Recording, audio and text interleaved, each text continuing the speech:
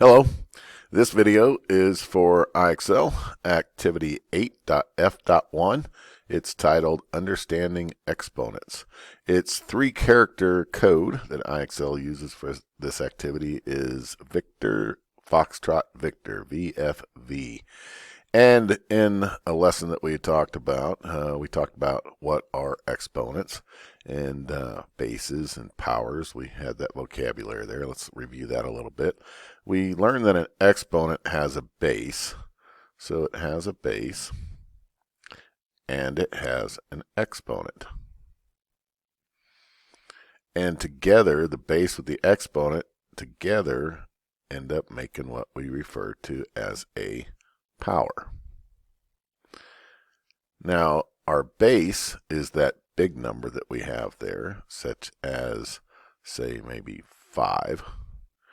And then we have a superscript, or like a small number that's lifted up to the upper right of that base number, such as this 5, and like maybe a 3, right?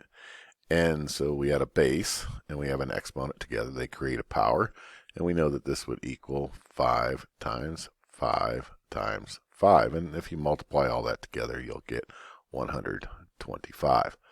So our activity here, what they're asking us to do is to put in the exponent that goes along with the example that they've given us. So here we know that the base is the factor that's being multiplied times itself over and over again. And the exponent is the number of times that it's being multiplied. So here we have a base of 23 that's already given to us, right? We just need to fill in the exponent. So the exponent's the number of times it's being multiplied times itself. So let's count them. 1, 2, 3, 4, 5. So it looks like a 5 belongs there. So you're saying, Mr. T, is that all there is to this activity? Pretty much not. There's no calculation on this. The object is, just as the activity name says, we're going to understand exponents and understanding what they are. So let's look at the next problem. We have use the expression, or write the expression using exponents. So 59 is the base. That's been given. Just need the exponent. Well, how many times is the base a factor? Well, it happens to be twice, so it's 59 to the second. Remember, we could also read this as 59 squared. Anytime something's to the power of 2, we could read it as 59 squared.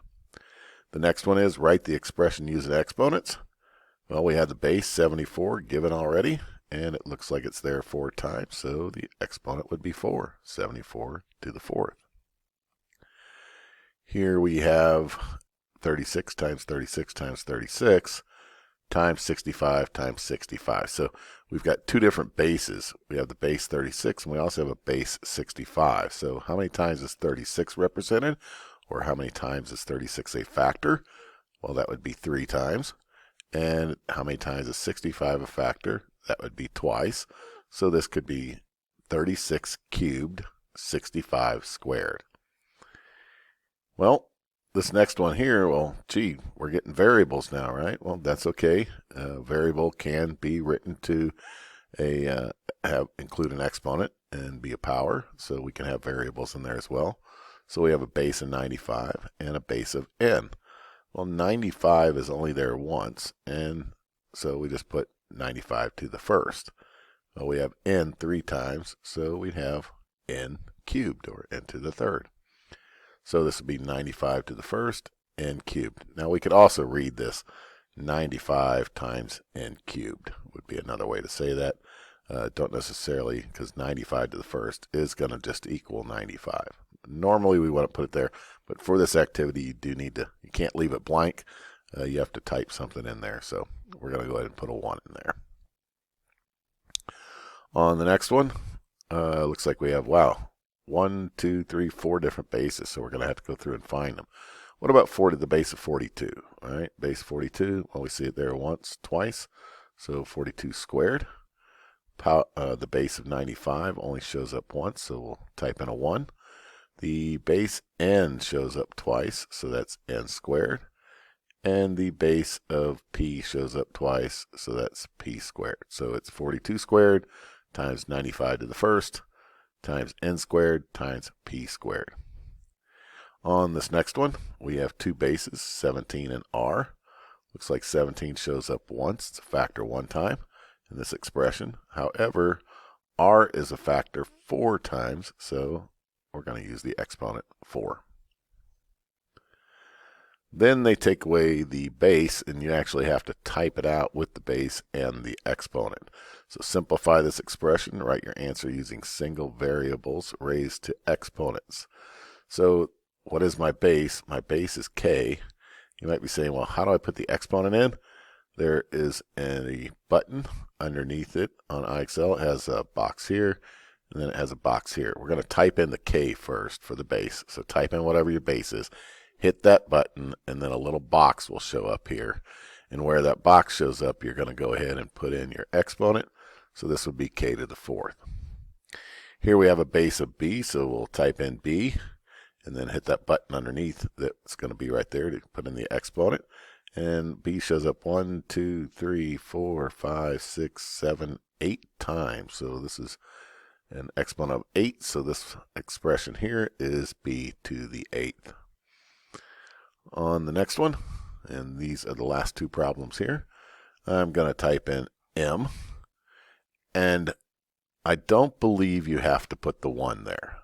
I'm pretty sure, if I recall from this activity, you can just put m. So let's go ahead and take that 1 back out because it only shows up once. N to the 1st because it only shows up once, so we don't need to put that there.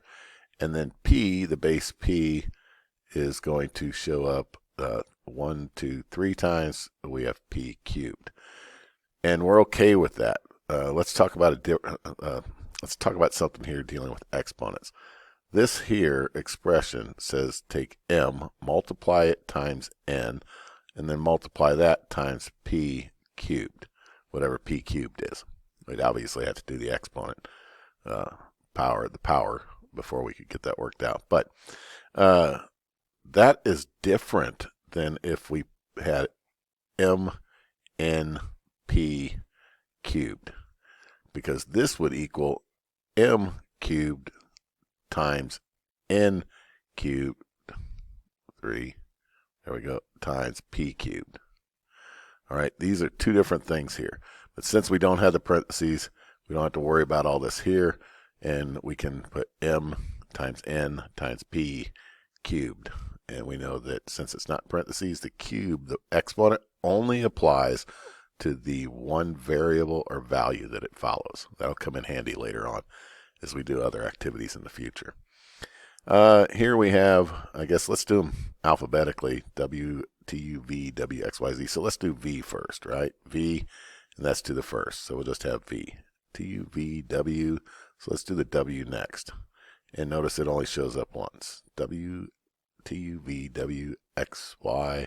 Y would come next, and there's only one Y. And then finally the Z. And we want to push that button down here to put in our exponent of 2. So it would be V, W, Y, Z squared. All right. So those are all of my examples for IXL 8.F.1. Understanding exponents. That's pretty much all there is to it. You don't have to calculate them out. You don't have to find the answer to 23 to the 5th, any of that. You just need to understand the idea of taking this expanded expression and then representing it using fractions and representing it as a power. All right, good luck here on your activity.